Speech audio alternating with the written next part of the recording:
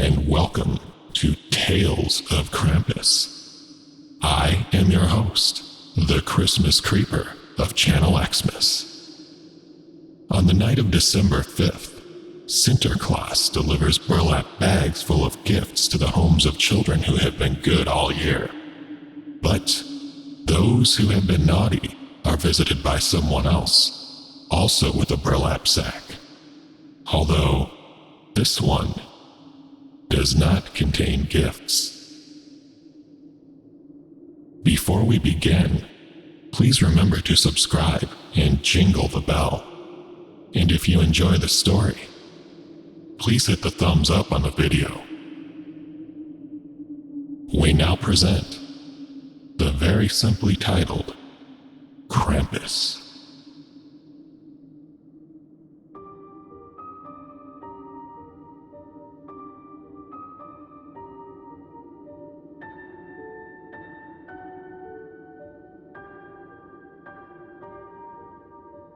I can still see the box under the Christmas tree. It was beautifully wrapped in pink paper, a white lace bow on top. I knew I was going to get what I had asked for. I was good all year, and just to be sure, I left milk and cookies on the coffee table for Santa the night before. I tried to stay awake to catch a glimpse of him or his reindeer. But like every year, I became too tired and fell asleep. The music box was even more beautiful than I had imagined it. The melody was sweet and the figurine pristine, a ballerina lifting her arms, her body gracefully turning as the music played. She was everything I wanted to be. It became my most prized possession, one I came home to every day and relied on when I was feeling sad. The music box never failed to lift my spirits. As the following Christmas approached, I had a fight with my brother. I can't even remember what it was about anymore. He yelled, and I yelled back. When he saw he wasn't getting what he wanted from me, he ran into my room and grabbed the music box. I begged him to put it down. I told him Santa had given it to me, but he just laughed and said Santa wasn't real. He threw it on the floor. It shattered into 1,000 pieces. I knew no one would ever be able to fix it. He knew it too, but to be sure, he stepped on it, crushing the gears, turning the little ballerina to dust. I cried all night. The next day, during a free period in school, my friends wanted me to hang out with them in the cafeteria, but I couldn't. I was still too sad. I just wanted to be alone. I decided to go to the library. As I was browsing books, I found one about Christmas, not just in America, but all over the world. Maybe I could prove to my brother that Santa was real. Maybe I could show him he was wrong. And if he knew that, then he would know he wasn't going to get any presents this year. The book was old and full of stories about strange things I couldn't really understand. But it did talk about Santa, though it said his real name was Saint Nicholas. And there was someone else. He came for the bad children, the ones who misbehaved. He carries a bundle of sticks which he uses to beat bad kids with. He's covered in thick black fur and has horns like that of a goat, and walks on hooves. His name is Krampus. That book had very little information on him, but it was enough to get me started. When I came home, I looked up all I could about him on the internet, but was interrupted when my mom came to take me to rehearsal for the Christmas pageant at church. While I sang with the others, all I could think about was coming home and learning more. Krampus, His name wouldn't leave my mind. That night, I snuck into the computer room while everyone was asleep and searched and searched. Every site led to another one.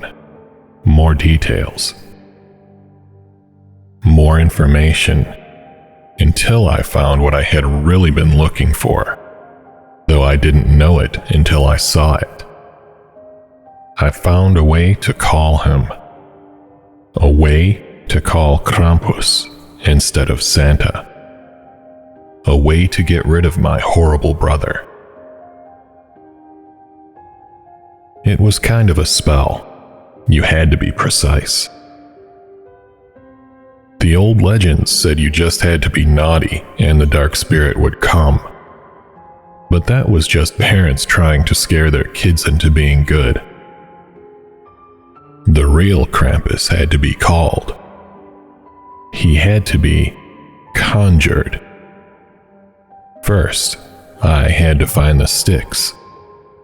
He wouldn't come if I didn't find the right ones.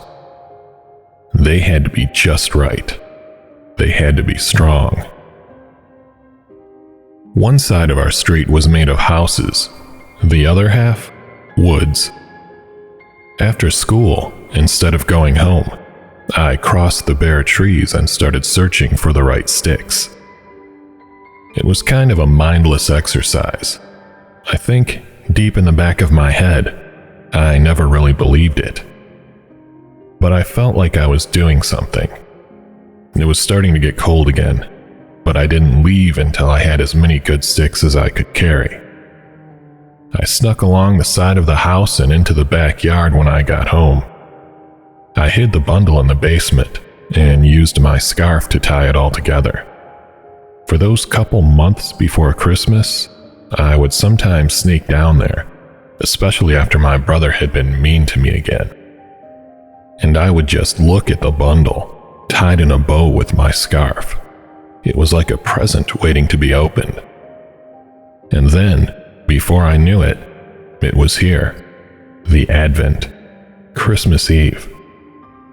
I had already taken the milk out days before. I put it in a glass and wrapped the cup in plastic so it wouldn't spill. Then I hid it behind the furnace. I was hoping the heat would make it spoil sooner.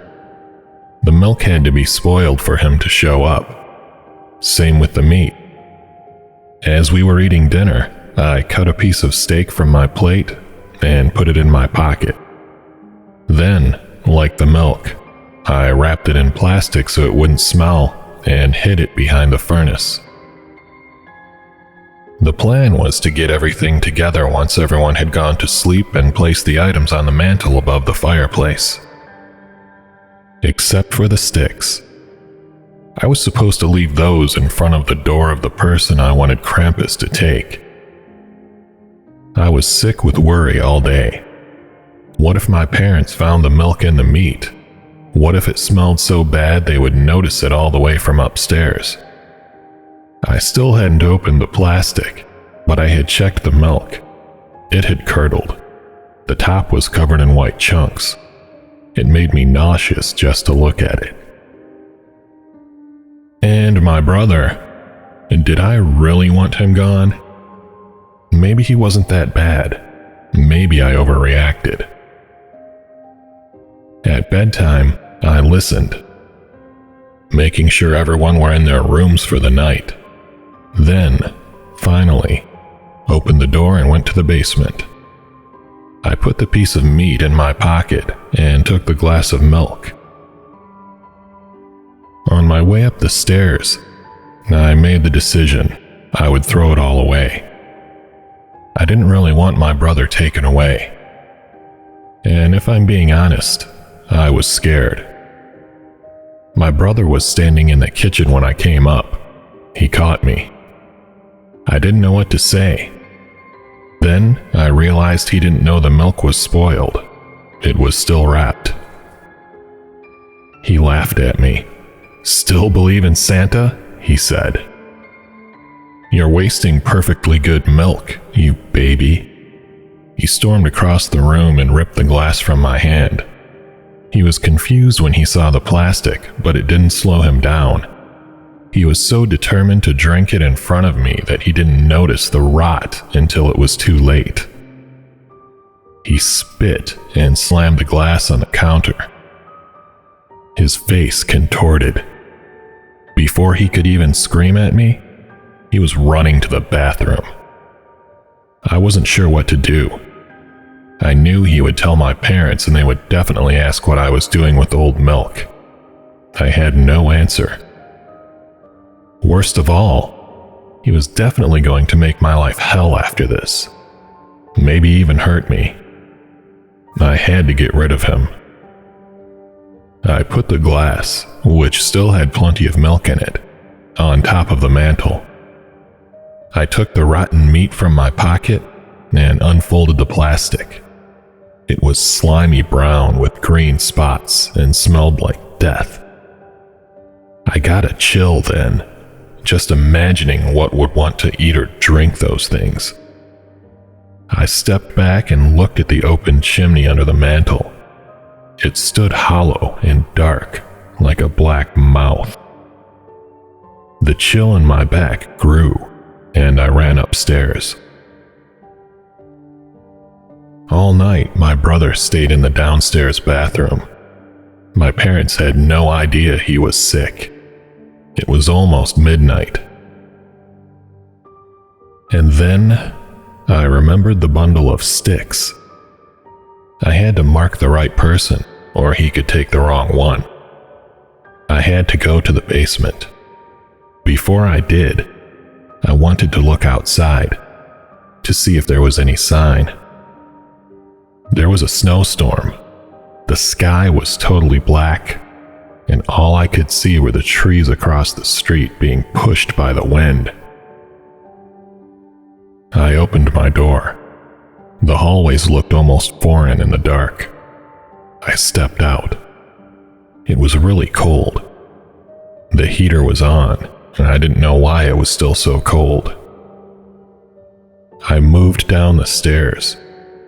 As I did, I was careful to look down to the fireplace, the Christmas tree, but everything was still in place.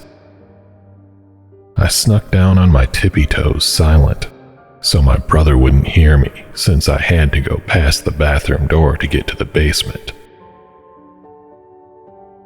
It didn't work. He heard me and yelled for me to get Mom and Dad. I ran to the basement instead and closed the door behind me. I slid the lock just as the door started shaking. He was on the other side, pulling it so hard I thought it might fall off of its hinges. Finally, he stopped. He was getting weak again, I could tell. He rushed back into the bathroom and closed the door. I ran to the bundle, and as I was coming back up, I heard it. The footsteps on the hardwoods. No, not footsteps. They weren't feet. Not exactly. It was moving through the living room. And then it moved to the kitchen. It was so heavy that the floorboards in the basement sunk as it passed. I was afraid it would tear the whole house apart. I wondered if its horns would fit through the door. Then I stopped thinking about everything because it walked right to the other side of the basement door, where I was. I waited for the wood to break, for its claws to smash through and take me. I knew then that I had made a mistake in calling it to my house. But nothing happened. It just stood there. And then it walked away. There was silence. Then it dragged on and on. And then my brother let out a terrible scream. I will never forget the sound of it. He screamed like whatever he saw was the most horrible thing he had ever laid eyes on. And then, for the second time, silence. I pushed my ear to the cold wood door and listened. Something was moving, or being moved. I didn't understand why my parents hadn't come down. They must have heard him, and the neighbors too. But no one came. I cracked the door open just a sliver and looked out. On the floor there was a really big and dirty old bag. It was canvas and looked like maybe it had been white a million years ago. Now it was grimy, with splotches of brown and yellow stains marking it all over. And it was full. The loose canvas went taut. Something pulled on it, something I couldn't see, dragging it out of the kitchen. I was still too scared to look. One tug at a time it pulled, dragging it across the floor until the bag was out of sight. I stayed in the basement for hours. In the morning, I crept out. The bathroom door was open. Wet streaks lined the floor from the bathroom to the fireplace. The plate of old meat was empty. The glass, too. My brother was not in his room. I went to bed. Some hours later, I woke up to my mother screaming for my brother. He was gone. All spring I wondered where he was, what had been done to him, if he was coming back. By the summer, I had started to forget. Forget him, forget what I had done, forget what I had seen. I wanted to forget. But my mother never recuperated. She became empty. Even when she smiled, it was like she wasn't really smiling. Like she was just pretending. I hadn't thought about her when I called for that thing to come to our home. I was mostly just thinking of myself. Even though a lot about my life was easier without my brother, I couldn't enjoy it. Everything had been poisoned by his disappearance. Before I knew it, the cold had come again, and with it, the darkness. The trees turned red and orange, then gray. Everything outside was frozen and silent. In my house, the same was true. The first snow came one night in early November. I sat at the window watching it fall. The outside was too dark to see much. My window faced the backyard, and the only light we had there was the motion sensor, which was off all night unless a raccoon or something walked by. And as I was watching the dark flakes fall, that's exactly what happened.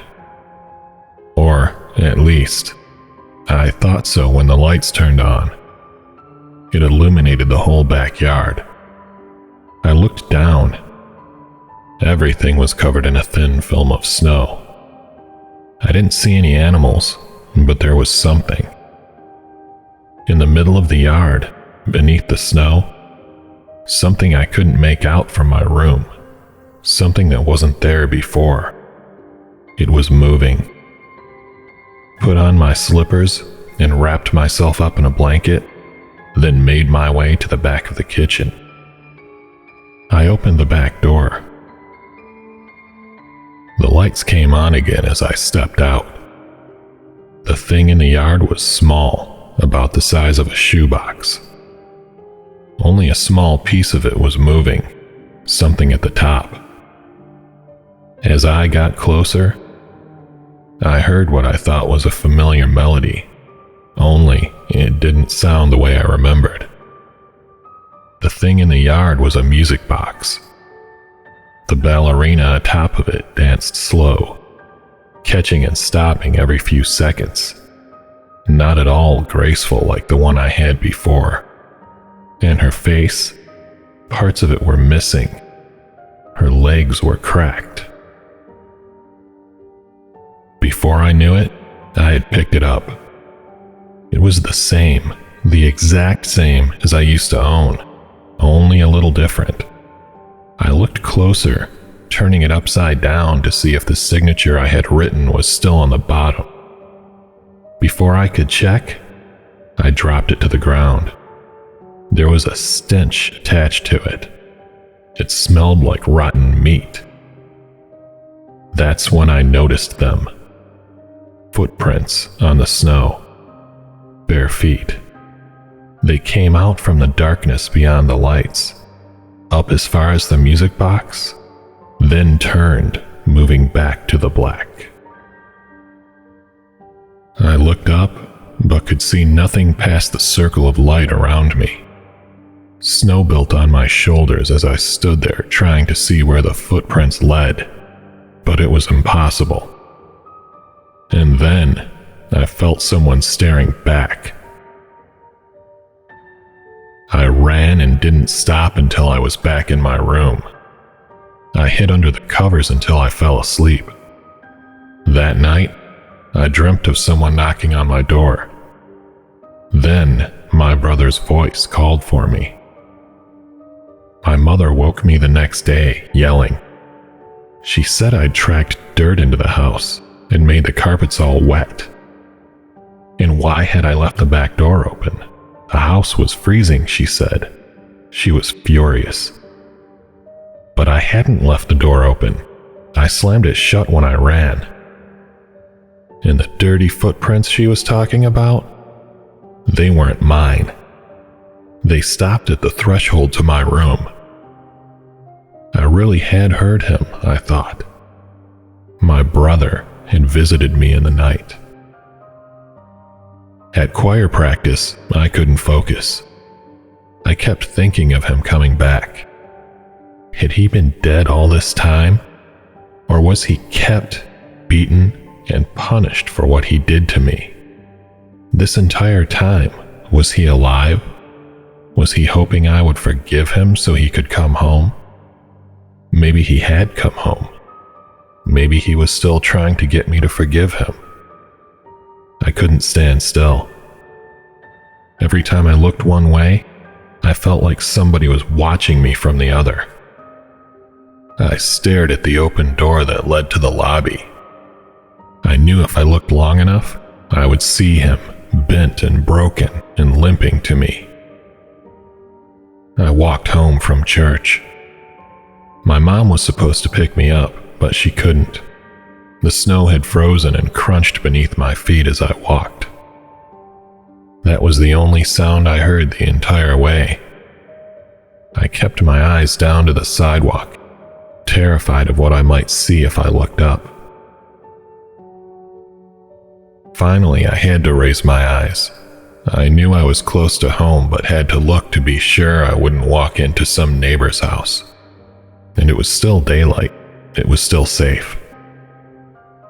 I was about 100 feet away from my house. I saw it way down the road. A boy stood on the sidewalk out front.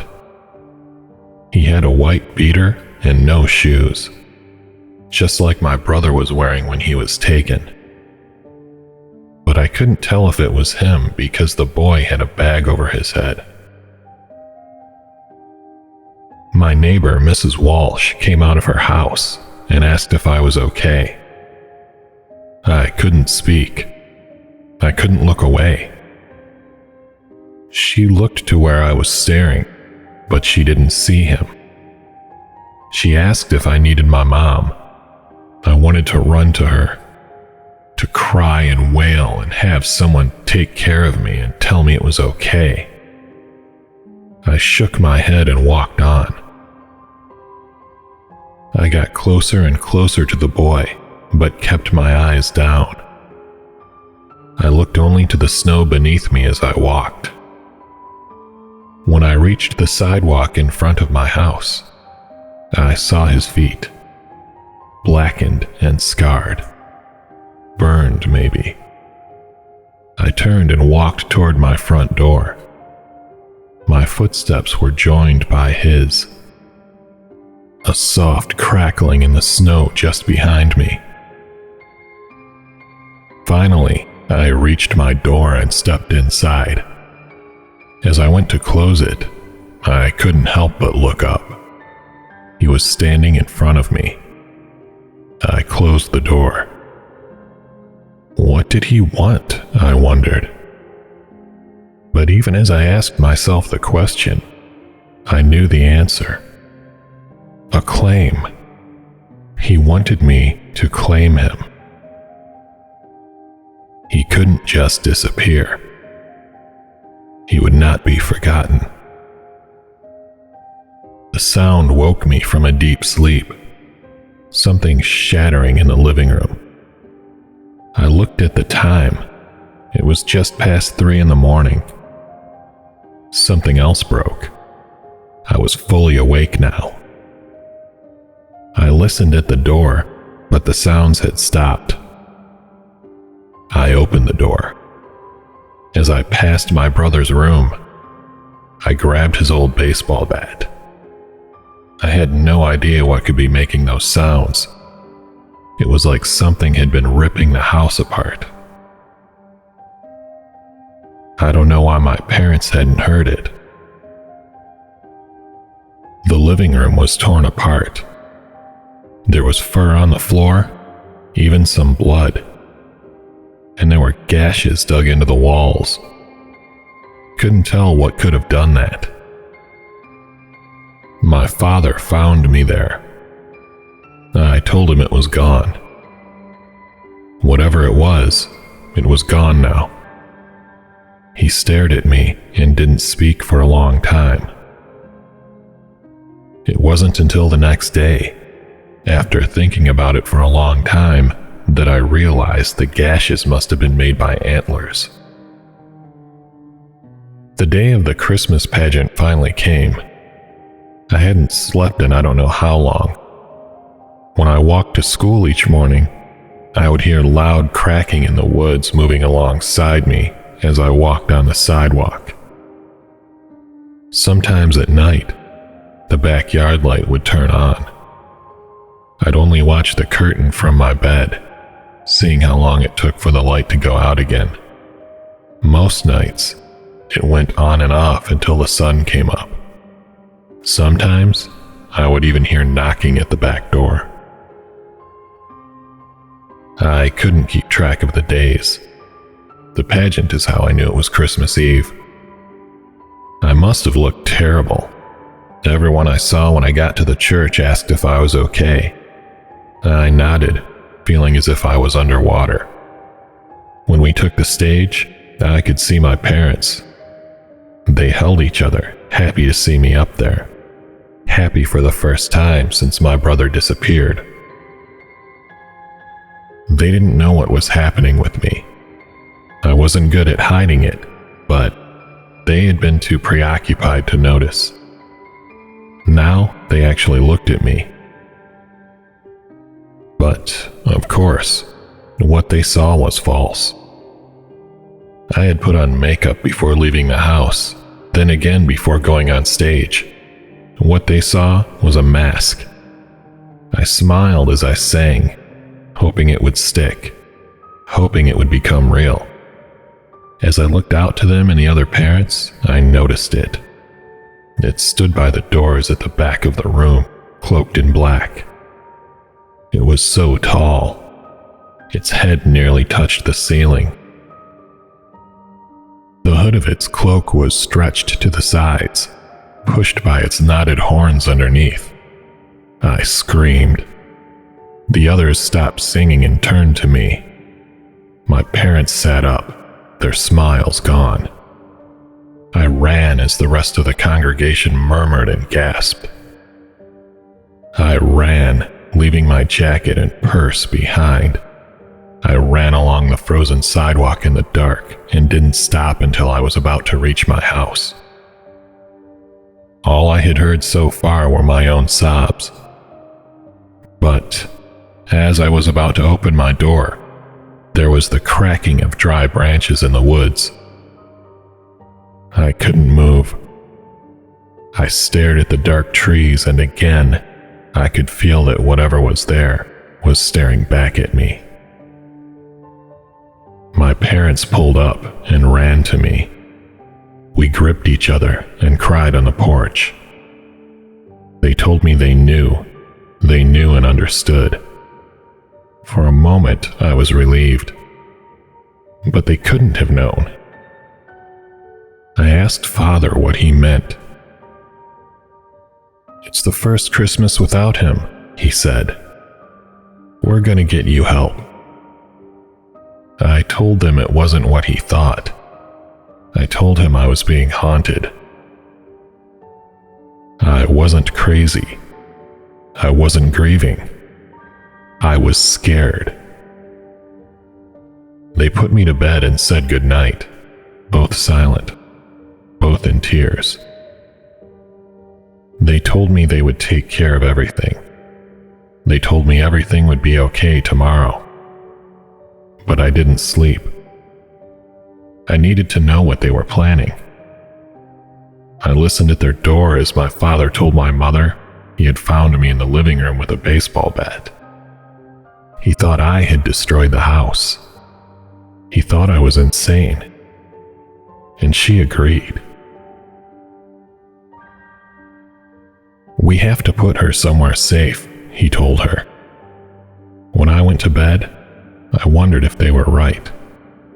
My doctor tells me the same thing my father and mother did, that I just can't face what I did. So I make up this story. But I told them it was real. Krampus was coming for me. They didn't listen. Didn't want to. I begged them not to send me away. I was scared to be alone. My parents were all I had. But they insisted. I'm not sure how long it's been since then. Every day is the same as the last. I begged my parents not to send me away. It's their own fault. They didn't listen. Didn't protect themselves. Maybe I was bad for asking him to take my brother, but my parents were worse trying to send me away. When he finally did come for me, I guess he decided he wanted them more. The doctors tell me I did it. No one believes me when I tell them who really came to our home that night. But I guess I couldn't either. He didn't take them away like he did my brother. They were still there when the police came, lying in their beds, and me sitting between them. I just wanted to stay with them. I just wanted my parents. It's snowing again. Christmas is coming soon. He's coming. I know he is. And I am scared. But at least I'll be with my family.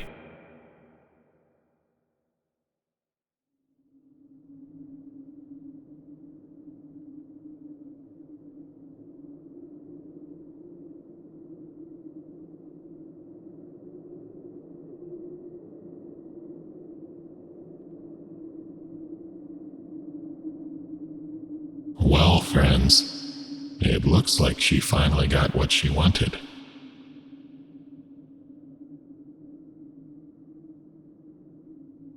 Until next time,